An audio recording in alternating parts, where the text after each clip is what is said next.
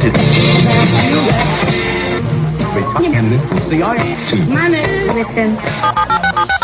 contrary to popular belief, they are not. You may be aware that Yosemite National Park. I hope not to be redundant, but I find it always curious that Speak Your Piece is on the air. Live, local talk radio. Good morning, everyone, and welcome to Speak Your Piece. I'm your host, Darren Dudrick. If you have a comment or a question, you may call us at 587-1400 in Cody or 1-866-833-4400.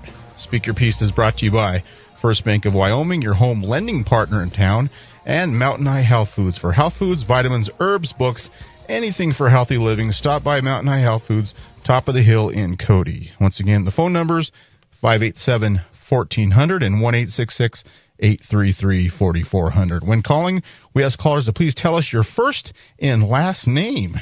Today's guest on Speak Your Piece, Superintendent of Public Instruction, Republican candidate Jillian Balow via the telephone. Jillian, are you there? I am here. Thank you. Well, I really appreciate you joining us. I know you're busy campaigning and getting prepared for a busy day coming up on November 4th, a big day, I guess, so to speak. Absolutely, and I wish I could be in studio. I will be en route to Cody later today, but just didn't work out for me to be in studio this morning. So thanks for having me by phone. No, we understand. And I wanted to start things off. As you know, as I said, I should say that you're running for Superintendent of Public Instruction on the Republican ticket, and the election's November 4th, and your opponent is Democrat Mike Sabalos. And I just wanted to ask you first, can you tell us a little bit about yourself? Sure. Yes, I'm the Republican nominee for state superintendent. I made it through a three-way contested primary in August and won the nominee from Wyoming voters, and I'm very honored to have that. Going forward, certainly, there are some bright lines of distinction between my opponent and me, and starting with experience. I was a teacher for 10 years. I'm a graduate of UW and have a master's degree also in education. I taught in Hewlett and Gillette. I've spent the last 8 years of my career in state government leadership, where I worked with school districts on school improvement efforts across the state. I worked in the governor's office on economic development and was a liaison on the SLID board. And I now am the administrator at the Department of Family Services, and I oversee about 200 people across the state, including in Cody and in Powell, and across 28 offices, and have a budget of over $100 million. And I oversee the assistance programs and early child care and education for the state. Certainly as a Republican nominee, most of us are familiar with my philosophies. I think Wyoming faces some great challenges in many facets with federal government overstep, and education is no different. It's time to elect a leader who will vigilantly assure that education stays in the hands of local and state government. Now, Jillian, before the show, you told me you have some, family connections to the Bighorn Basin? I do. Yeah, I'm a fifth-generation Wyomingite. My folks are both from Worland. Oh. My last name was McGarvin before I got married 20 years ago. And yeah, so lots of connections in the Bighorn Basin and across Wyoming. Well, let me ask you, was there anything particular or specific that really lit a fire for you to run for this position? Why did you decide to put your hat in the ring, earlier this year, or whenever you decided to run for Superintendent of Public Instruction?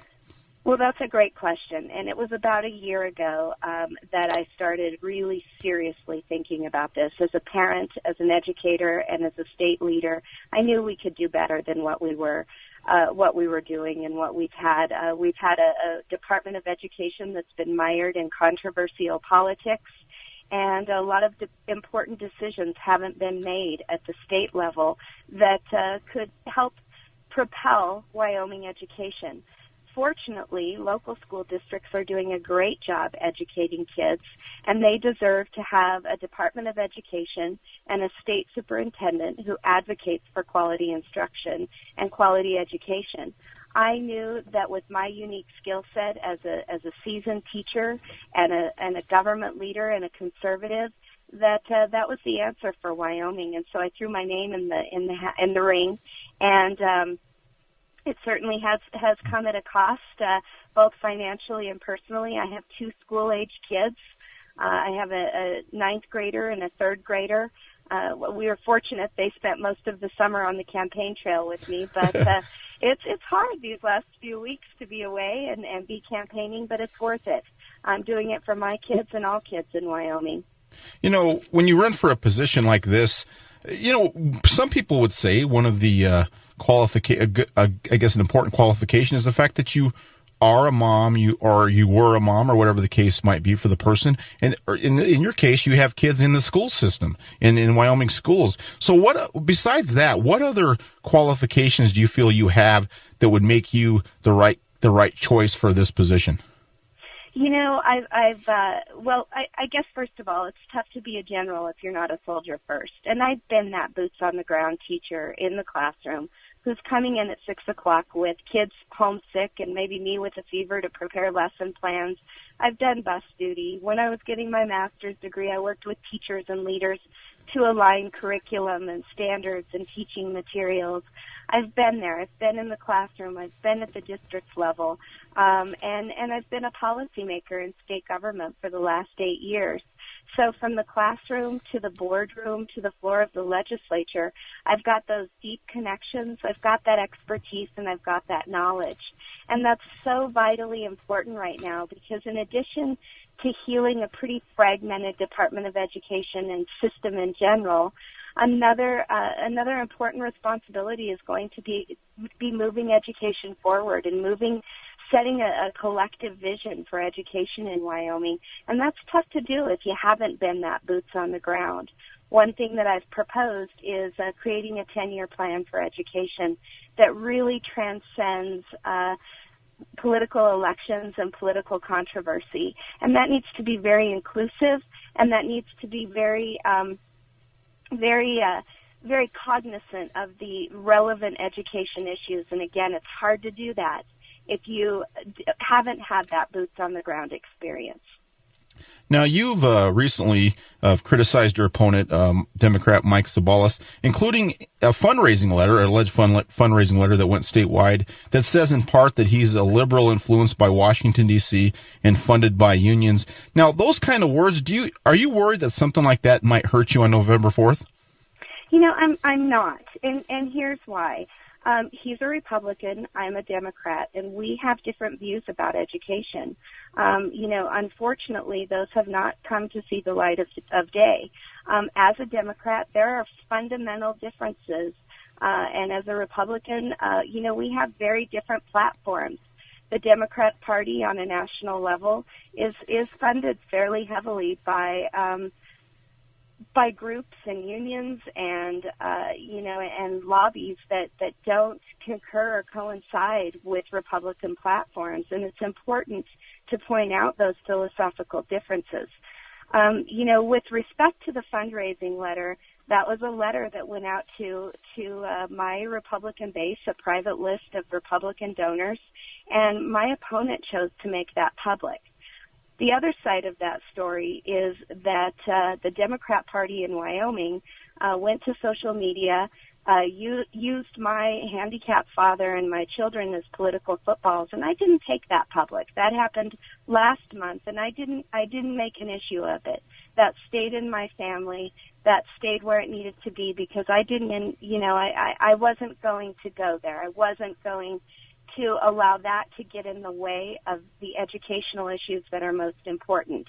And so that's what's happened with this fundraising letter. The intent, of course, is to do two things. It's to underscore the importance and the urgency of this election. And I think we've done that. There are differences between my Democrat opponent and myself.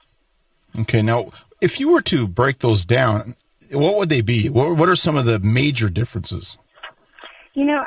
I think the major difference is that my opponent has made it clear that he doesn't have concerns about or reservations regarding the federal standards standards that have become nationalized in nature, a move to adopt a federal assessment, which really, really takes away our ability to control education locally. He does not have concerns about taking actions at the state level that tie us further to the federal government, and taking some advice through things like the waiver that ties us closer to No Child Left Behind. And, this is an important time to inform the electorate that education is a national issue, and that federal government overstep is an important issue in our lives, in every facet of our lives in Wyoming, from managing our wolves to the EPA to the BLM permitting to managing sage grouse, and education is not exempt for that or from that. And to ignore that or forge ahead despite that is not in the best interest and not what Wyoming folks want. We want to make sure that Wyoming remains, that the most important decisions about education are being made first by the family and the student, second by the education stewards, which are the people of Wyoming at the community level and across our state. Now, when you say that he has the liberal influences in Washington, D.C. and with the unions, how would having that kind of influence, I guess, hurt somebody that was in the role of superintendent of public instruction? How would that impact that, and where would you see the negative element of that be? Well, certainly if you are beholden to a political party, the Democrats or the Republicans, there is a platform, a philosophy, if you will, that has expectations. If you're coming from that philosophical background, from that platform, you're beholden to make decisions that generally are in sync with that platform. And so having known that and having that clear line of distinction between a Republican and a Democrat is, it does make a person beholden to make decisions according to their platform. Any regrets thus far on the campaign trail? You feel like it's going smoothly? Do you like the way it's moving along? We have been hitting it hard across the state, corner to corner to corner to corner. We have talked to so many folks in the education field, parents, grandparents in the business sector, education leaders, and government officials across the state. And it's been great. We've taken to heart some of the themes and some of the concerns that we've heard on the campaign trail, but more importantly, we have seen a great deal of success in school districts and communities at educating our kids. So in terms of campaign regrets, again, just hitting it hard, and that's the key. It would be great to be at about 4 places at once. Can't do that, but though. That's lower. Unfortunately, that's not possible. Now, is there anything that really has surprised you during your campaigning that whether it's been a negative or positive surprise that you've came across? Well, this probably has very little to do with education, but I'm 44 years old, and I've lived in Wyoming my entire life, and I thought I knew most people, and I thought I knew every nook and cranny in our state, and I was mistaken. Uh-oh. But I do now. Well, see, it's an educational experience, Absolutely. No pun intended, right? Yeah, right. Now, with respect to education and in all seriousness, what I hear every day, I will tell you that I set out on the campaign trail thinking that concerns about shared standards and about Common Core was coming from a pretty vocal minority. What I realize now is that, folks aren't concerned about having high standards for kids. School districts aren't concerned about having high standards for kids. But we really need to do 2 things in our state. We need to have a conversation that includes more people and is a more robust and community-driven conversation about standards. And we also need to make sure that we honor the work that our legislature and that our school districts have done to very dutifully implement the standards that we have now. But there's a lot of work to be done. And so what I've pledged is day one to begin that work collaboratively with our State Board of Education, our legislature, most importantly our school districts, our parents, and our communities to make sure that those voices that weren't heard in the last standards adoption are heard, and that we move down a track where we have standards that that first honor the work that the school districts have done and the work that's going on in classroom, but second, honor the voices of our state. Let's take a quick 3-minute break on Speak Your Piece. I'm visiting today with Jillian Balow, the Republican candidate for Superintendent of Public Instruction. If you have a question or comment for Jillian, please give us a call, 587-1400. We'll be back with more Speak Your Piece right after these messages. The views and or opinions expressed on this program are not necessarily the views and or opinions of this station and its advertisers. This is Marty Clark from Mountain High Health Foods. Do you have high cholesterol? Stop in and find out how I decreased my cholesterol 72 points. What worked for me can work for you too. An all-natural product, easy to use, and available from Mountain High Health Foods, top of the hill in Cody. Mountain High Health Foods, products with a purpose. Hi, this is Rod from Cody Ace Hardware. October is Fire Prevention Month, and we have what you need to be safe.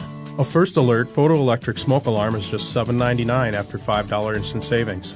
Or a First Alert carbon monoxide detector, now just $12.99 after $5 instant savings. It is recommended that you change the battery in your smoke alarm every 6 months, and we have you covered. A 2-pack of Duracell Copper Top 9-volt batteries, just $5.99 after instant savings. Ace, the helpful place, ranked highest in customer satisfaction by J.D. Power 8 years in a row. Years ago, the family doctor was someone who came to your home. And while that practice has faded into memory, there is someone who keeps the tradition of personal health care alive. Your local Health Mart pharmacist knows you by name, not by refill number. Stop by your independently owned Health Mart pharmacy and see how the tradition of personal health care lives on. Visit healthmart.com for the location near you. Health Mart, caring for you and about you. Does your basement or crawl space have a damp, musty smell? Well, watch out. That's a sign of too much moisture and not enough ventilation. And that can mean increased mold growth and the buildup of harmful toxins and gases. Don't bother with a dehumidifier. It just circulates the same unhealthy air. Get the Wave Ventilation Unit. It will transform your home into a drier, healthier environment. Satisfaction guaranteed. Go to dryhousetoday.com. That's dryhousetoday.com. This Columbus Day weekend during Guitar Center's Fall Savings Event, save up to 70% on guitars, drums, keys, DJ recording, and more. Like an Epiphone Les Paul electric guitar or a Fender acoustic guitar, just $89 each. A Simmons electronic drum kit, now just $288. Howard PA cabinets, only $129 each. Or D'Addario bass strings, just $10 a pack. Plus, get low monthly payments with your Guitar Center Gear Card. Don't miss the incredible savings now through Monday, in-store and at GuitarCenter.com. Oh, man, what is that smell? Oh, I just opened the lettuce crisper. We have a lettuce crisper? Everything gets old, even your shocks. So make sure you change your worn shocks at 50,000 miles. What are you doing? Put the top back on! Put the top back on! I think it's moving. Actual mileage may vary depending on driver ability, vehicle type, and the type of driving and road conditions. Purchase 4 qualifying Monroe shocks or struts between now and October 31st and get the price of the lowest cost unit back by mail-in offer. Restrictions apply. Learn more at Monroe.com. And we're back on Speak Your Piece. I'm Darren Dudrick. I'm visiting today with Republican candidate for Superintendent of Public Instruction, Jillian Balow, who will face Mike Ceballos, the Democrat, on November 4th in the general election. Jillian, I wanted to ask you something about a very hot topic, not only in Wyoming, but across the country, of course, Common Core. And what are your thoughts on Common Core? You support it? You against it? Where do you stand? Well, I think it's important to note that the nationalization of education and embracing education as an issue at the national level has certainly been a tenet of our federal administration right now. In Wyoming, and I think in many states, we're beginning to wake up and take close stock of how that's being done, and perhaps the standards is one place to look at that. This week, a report came out, a national report by the Center on Educational Policy, and talked about how nationwide, the more that people know about the Common Core standards, the more opposed that they are. Additionally, they talked about the number of folks 2 years ago who were opposed to the state standards compared to how many are now. nationally, it's over the majority of folks that are opposed to the Common Core standards. From a teacher's perspective, I know that we need high standards. We have standards right now, the Common Core, or what we call in Wyoming, the Wyoming Content and Performance Standards, that are higher and more rigorous than any standards that we've ever had. I know that for a fact, being a teacher and having taught to our previous standards, that they are higher. But we have a lot of work to do on our standards. Again, they were implemented across the nation and in Wyoming before agreement was reached. And I'm going to talk specifically about Wyoming. That's not the way to go about it. You build agreement in the state before you before you take ownership. And I think the process in Wyoming was exactly opposite. We owned the standards, and then we tried to build agreement or build consensus around them. And I mean owned, not in a literal sense, but in a more of a figurative sense. And that's not the way to go about it. So in Wyoming, we need to do, again, two things. We need to make sure that we have a process that's in place, a better process than what we used last time, to assure that parents, teachers, and local communities and school districts and school boards have an opportunity to weigh in. Traditionally or historically, how that's been done is the Wyoming Department of Education, the state superintendent, has said, if you want to be part of this group, then you come to us these 4 weekends or whatever, and let's talk about standards. Let's unpack this. And I propose just the opposite. Let's turn that upside down, and let's make it incumbent on the state or the Department of Education to go out to communities and really engage community members in this important conversation. School boards, teachers, parents, business folks, to have that conversation about here's where our standards are rigorous and better than ever before. Here's what we need to see our graduates from Wyoming know and be able to do to be successful locally in the workforce, nationally or internationally, and here's what we need to do to change that. And then we go through that evaluation and that review process at the state level with a smaller group. What happened was a very small group made a very big decision about standards several years ago, and it's time to make sure that that doesn't happen again. We have a process in place statutorily to review our standards. I intend to follow that, and repealing our standards without having other standards in place would be a mistake, and that's going to be something that the superintendent will have to vigilantly talk with legislators about. And I've already begun some of those conversations to say, don't repeal our standards. Let us work together to make sure that we have standards that honor the work and honor the voices, and we'll get them to you according to statute. So basically what you're saying is that you would try to get rid of Common Core, but first you'd want to make sure Wyoming has a set of standards in place first. A repeal is not necessary. Our statutes allow or require the state to review standards every 5 years. So standards for English language arts and math are due in 2017. That gives me as state superintendent and the state of Wyoming 2 years to utilize our standards as a starting point and go from there. So there's no repealing that needs to take place. And school districts need to rest assured that the changes will be from where we are today and going forward, not saying you can't teach this anymore and what we'll have in place is going to be completely different.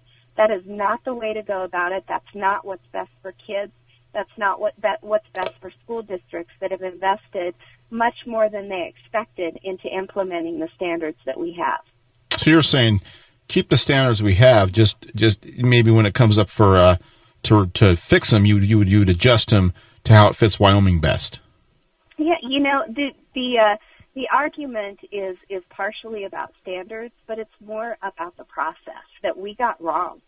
And we did not include enough educational stakeholders. Again, it was a small group that made a very big decision, and had there been more stakeholder input, I think our standards would be more reflective of what we want Wyoming students to know and be able to do.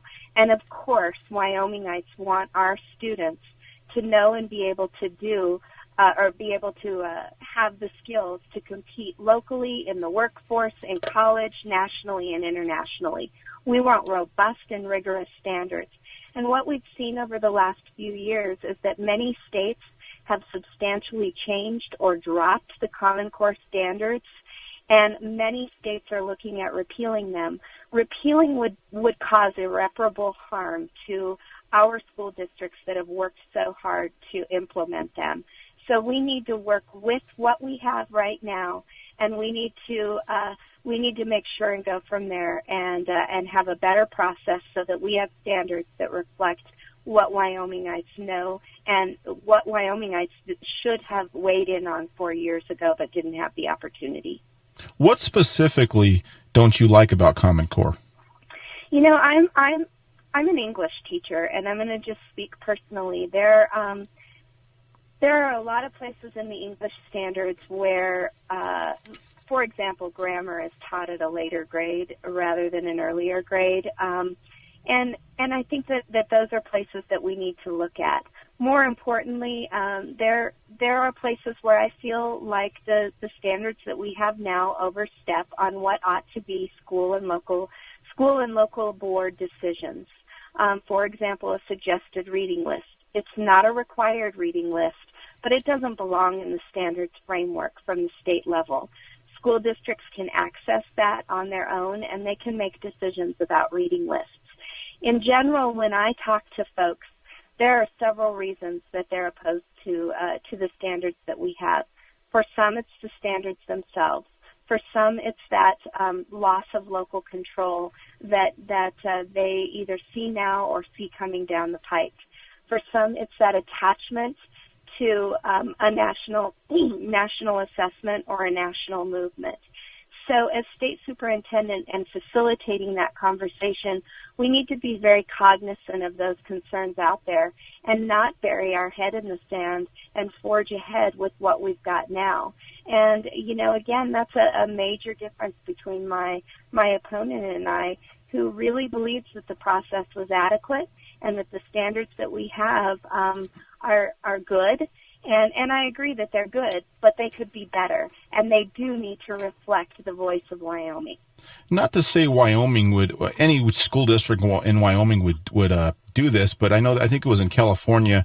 It got some publicity that there was a teacher who had his students, I guess they were studying history, and they were comparing Adolf Hitler to George W. Bush as part of some of the choice reading in Common Core in California, for example. Does something like that really awkward and outright crazy comparison concern you with maybe selective readings that comes with Common Core? Does that concern you?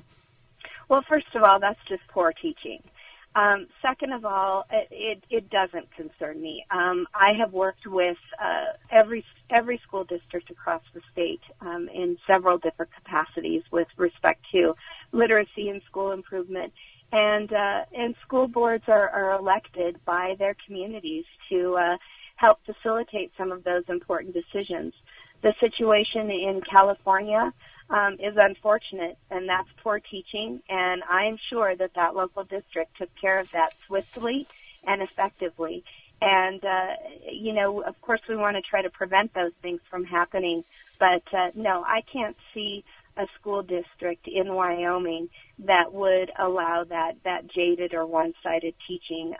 We want our kids to have an education that's balanced and comprehensive, and we want to make sure and teach fact is fact. And when we're talking about literature, comparing historical figures needs to be done in an objective way, not in a way that doesn't allow children and families to make decisions about our society and about our leaders. What about data mining? Is that a concern of yours that's connected to Common Core? Is that something that you're concerned with? So, let's separate standards from this movement to federalize education, and some people call that a Common Core movement. When we're talking about standards, let's talk about standards, and let's talk about having a high standards framework provided by the state. Separately from that is data mining, but That's where it gets really gray and soupy. But let's talk about data mining. And yes, I do have concerns about data mining, both at the federal level and some of the requirements that are coming down or will be coming down as suggestions or incentives from the federal government. Before you do that, can you explain what data mining is, so listeners that may not know what that means, and then you can go into what you feel about it? Sure. Great, thank you. So data mining is this. Data mining is when, it could be two different things. Number one, when we're collecting data points on our kids. We know as consumers, as adult consumers, when we're shopping online or we're going to a store, data points are collected on our consumer habits every minute of every day that we're somehow connected to electronics or to some kind of system that can track data. Students are no exception. Companies, schools, etc., are collecting data points on our kids. Also, we have a number of data collections at the state and federal level that are required to track student success, to track student performance. Where we talk, what the fine line is what we're using those for and who's using that data, or what we're using that data for and who is using that data. And so the line of distinction is making sure that we're using data at the local level, and if we're using it at the state level, that we're using it in a way that is time-limited and purpose-driven for student improvement or school improvement. What's happening now is that at the state level, we may not have all of those pieces in place to assure that that data is time-limited and that data is only shared with the folks that it should be shared with for the purpose that it was intended. We have some work to do at the state level before we're there. My feeling is that most of that data ought to remain local, and that aggregated information ought to be shared when needed with the state, not student data itself, unless it's necessary. And that's complicated, and I'm trying to really oversimplify it. At a national level, my concern is that we have an opportunity to collect thousands of data points on our kids, but that doesn't mean that it's the right thing to do. And so again, we need to have a leader who is vigilant and making sure that the data that's being collected is purpose-driven and time-limited and as local as possible. I've been working with the state longitudinal data system in a couple of different capacities in state government, and there's some real merit to program improvement, but to collecting data for program improvement. But we need to tread very carefully. And as a mom, there's nothing that concerns me more than having data points collected on my child for purposes that either I'm not aware of or that have nothing to do with improving the quality of life or the quality of instruction that my child is receiving. Do you support the next generation science standards in Wyoming? I support high standards in science, certainly, and we are not there with our standards at the state level. Luckily, local school districts have gone above and beyond our state framework for science, and they've adapted, and they're doing the best that they can to teach a rigorous science curriculum at the local level. What we can do as a state is make sure that we have a rigorous standards framework for school districts. The next generation science standards is an off-the-shelf set of standards, and we need to have more discussion before we adopt it in Wyoming. What I've done since the beginning of the campaign is I've reached out to the energy industry, the natural resource folks in our state, to say, basically, we live on top of a science classroom in Wyoming, and yet what are our students learning and knowing, and what are they able to know and articulate and be able to do as Wyomingites sitting on top of this science classroom? I'm a Campbell County High School grad, and I never visited a coal mine until after graduation. That wasn't part of my education. So I think we have some really important science topics in Wyoming that we ought to fit into our standards, and then we will have Wyoming science standards. So we take some from the next generation science standards. We take some from what local school districts are doing. We look at what our students in Wyoming need to know and be able to do. We look at what our workforce expects of our graduates to be successful, and we go from there. And again, that's only done through collaborative discussion and collaborative evaluation of standards. And we haven't had enough conversation about the next generation science standards or science standards in general to be able to make that decision. And again, that's a clear line of distinction between my opponent and me. To summarize this segment on standards in education, is it safe to say that the one thing that the message you want to send is that you're 100% in favor of local and state control of education standards and keeping the federal government out of it? I am, and I think that we can still find many ways to achieve a state-to-state comparison without having shared standards across states. As long as we have high rigorous standards and, that we can see at the end of the finish line our children, our graduates can compete globally, then we're doing okay with our state standards and local control over curriculum and materials. The less federal advice that we can take on this, the better off our education system is in Wyoming. On that note, we're going to take a quick 3-minute break on Speaker Piece. It's been kind of a quiet Speaker Piece for the phone line, so we urge you guys to call if you have any questions or comments for Republican candidate for Superintendent of Public Instruction, Jillian Balow. Our phone number, 587-1400. We'll be back with more Speaker Piece right after these messages. Uncle Ray for Garvin Motors of Powell. You know, when you're thinking about a used car or truck, I'd like to help you remember the letter S, as in selection, lots of cars and trucks to test drive, or savings, prices for every budget. And S is in service before the sale to help you find just the right one, and after the sale with a service department second to none. Stop, shop, and save at Garvin Motors of Powell. Your chariot awaits. Ladies, this is Asha from Wyoming Home and Ranch True Value on Bighorn Avenue. We're having a special ladies sale this week. This is a huge sale featuring all home decor and housewares at 10% off, with many select items at 50% off. Fall colors can spice up any decor from candles to florals, and we have it all. Come see why Wyoming Home and Ranch is the place to decorate your home with style. That's Wyoming Home and Ranch True Value at 2819 Bighorn Avenue. Locally owned and operated. Lately, crooks will go to any extent to get their hands on your money. This is Davis Bonner with First Bank of Wyoming, and I would encourage all of our existing and potential customers to start protecting yourselves. We offer free services that will monitor your debit card use and online banking accounts and alert you if there is activity that appears fraudulent. Sign up for free at www.firstbankofwyoming.com. The Card Guardian and Trusteer links are in the Resource Center. Member FDIC, Equal Housing Lender. Hi, this is Rod from Cody Ace Hardware. October is Fire Prevention Month, and we have what you need to be safe. A First Alert photoelectric smoke alarm is just $7.99 after $5 instant savings.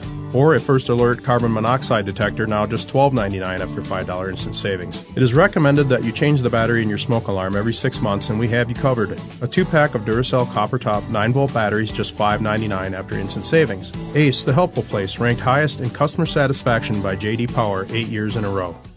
Raymond James Financial Services reminds you each year in the U.S., every 4 minutes, a woman is diagnosed with breast cancer. If detected early, there are steps towards the prevention and treatment. Please don't take your health for granted. Schedule your annual checkup today and remain healthy for you, your family, and a lifetime. This message is brought to you by Raymond James Financial Services. For more information, call the Cody location at 587-9401 or Billings at 406-294-9690. Raymond James Financial Services.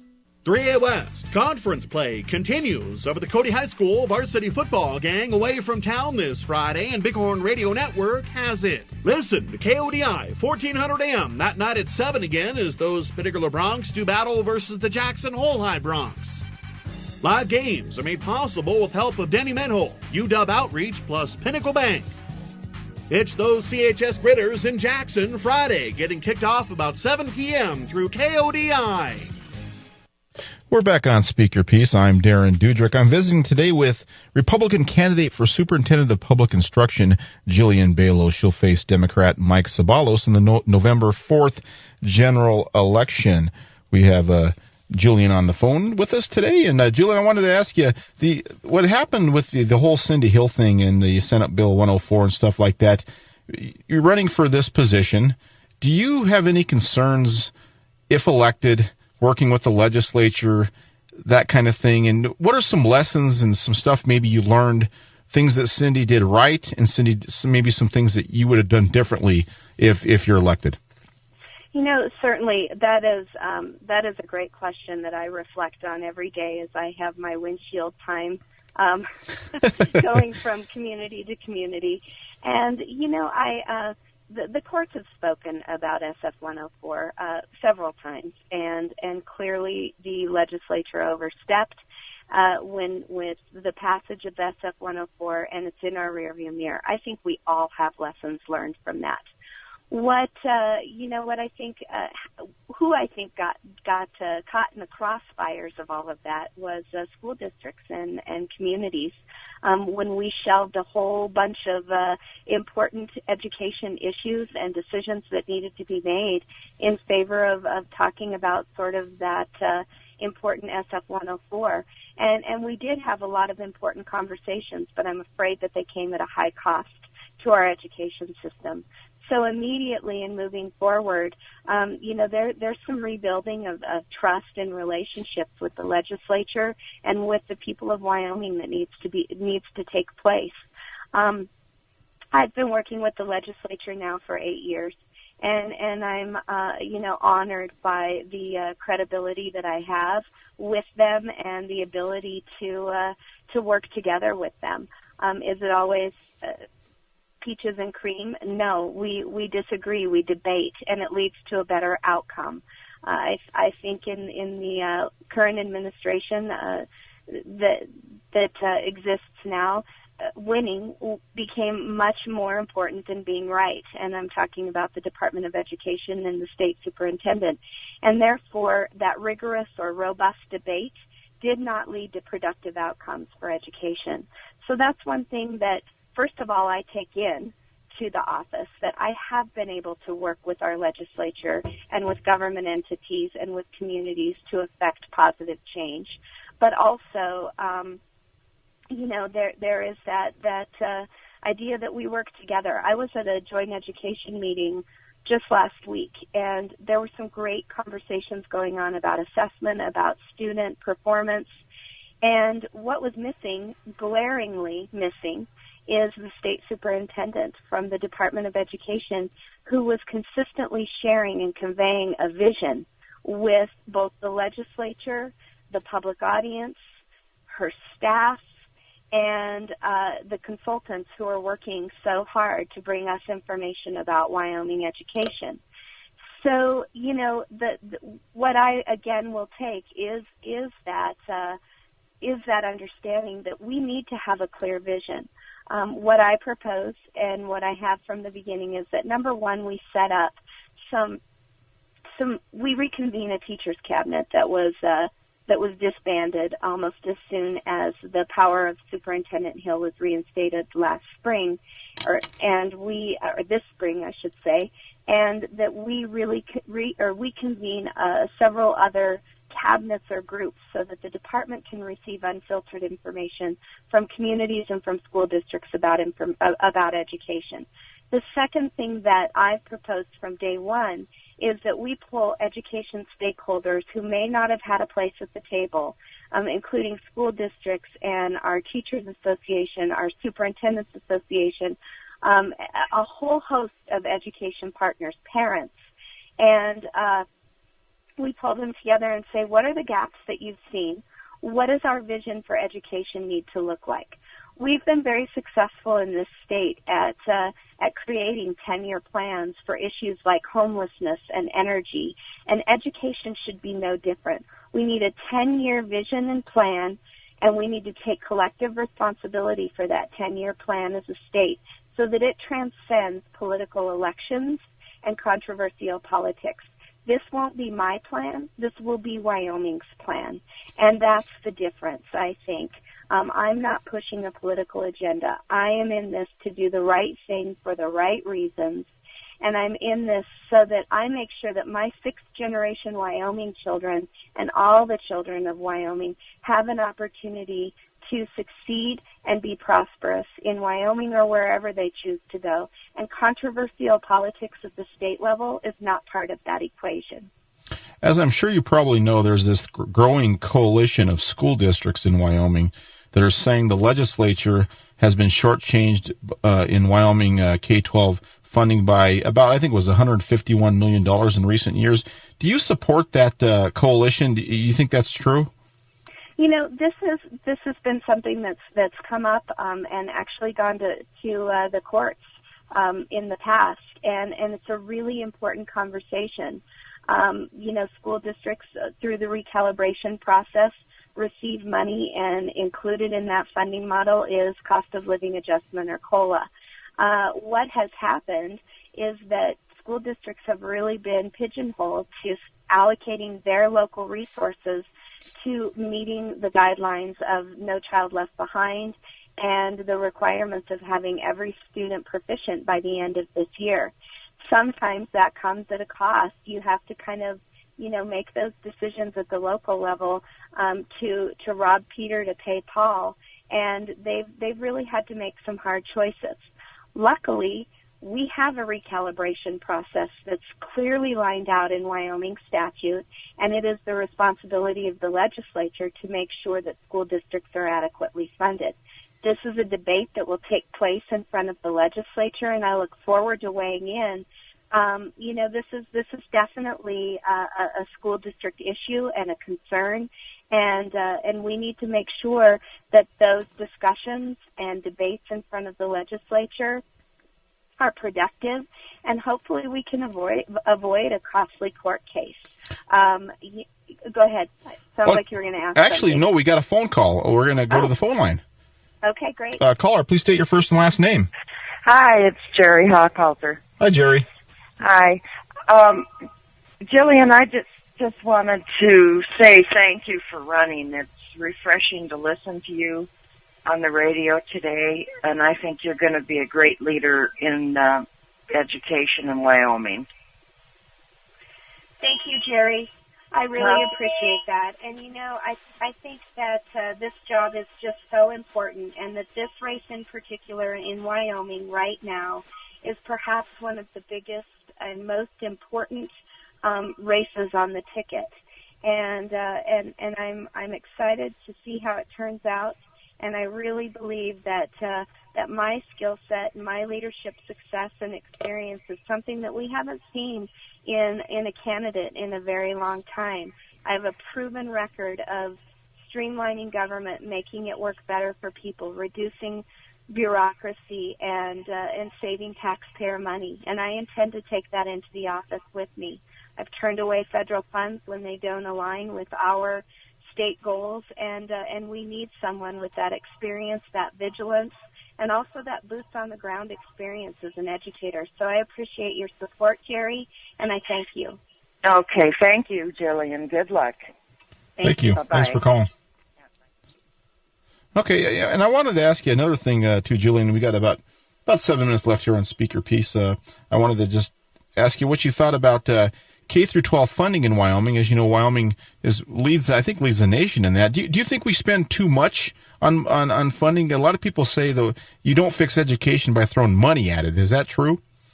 Well, I definitely agree with your last statement, Darren. You don't fix education by throwing money at it. And I think that our school system is adequately funded. I think that one of the great things about Wyoming and our size, et cetera, is that we have this opportunity called the recalibration process that's clearly laid out in statute to really take a look at our priorities in education and specifically our funding priorities. The model is also set up to give a great degree of flexibility to school districts in how they allocate that money within their communities. And so as a Department of Education employee 5 years ago, I managed a grant, which in the scheme of things was a small grant. It was the Instructional Facilitator Grant that was about $16 million a year. And again, in the scheme of education funding, that's small potatoes. But I was part of that recalibration process and part of that jockeying and those conversations that took place between school districts and state government and lots of other stakeholders to really take a look at what are our funding priorities as a state and how does that look at the local level. In this upcoming recalibration process, one of my focuses will be to really make sure that we are underscoring and adequately allocating to career and technical education. That has been a missing piece in education for the last several years, and it's a result of school districts having to make some hard choices to meet the requirements of No Child Left Behind and get every kid proficient, every student proficient in language arts and math by the end of this year. And that has come at a high cost to many other programs. Career Tech Ed is one example. Fine Arts is another example. But we need to make sure that the state superintendent is advocating for those important programs in K-12 education, and not only because it's the right thing to do, but it's important because we have a graduation rate that is less than stellar. And I believe that that's a result of us focusing so much on proficiency in proficiency in math and language arts, and not focusing enough on those kids that really being proficient in language arts and math doesn't make them a successful or skillful graduate of high school. Let's go to the phone line. Caller, please state your first and last name. Caller, go ahead.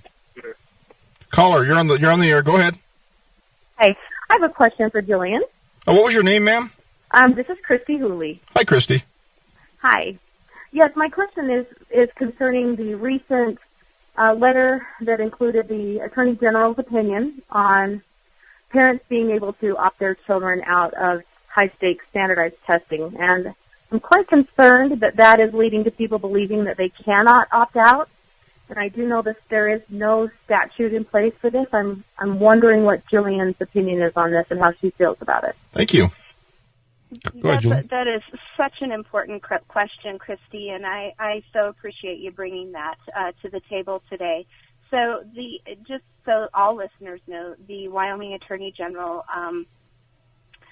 came down with a decision, it's been a couple of weeks now, I guess, saying that parents could not opt their children out of assessment. The important thing to note is there is not a statute that matches that, and that opinion is based on rules in our state government, not statute. Now, rules have, and I'm oversimplifying, but have essentially the same weight in terms of legal ramifications as statute does. As state superintendent, we have a really great opportunity to elect someone who will immediately work with the State Board of Education, our legislature, and local school districts to make sure that that is not the case. So the Attorney General is not saying kids shouldn't be able to opt out of tests. The Attorney General is saying, based on the rules that we have right now in existence, parents cannot opt their children out of tests, which is short-sighted and wrong for Wyoming, not the opinion, but the rule that is in existence right now.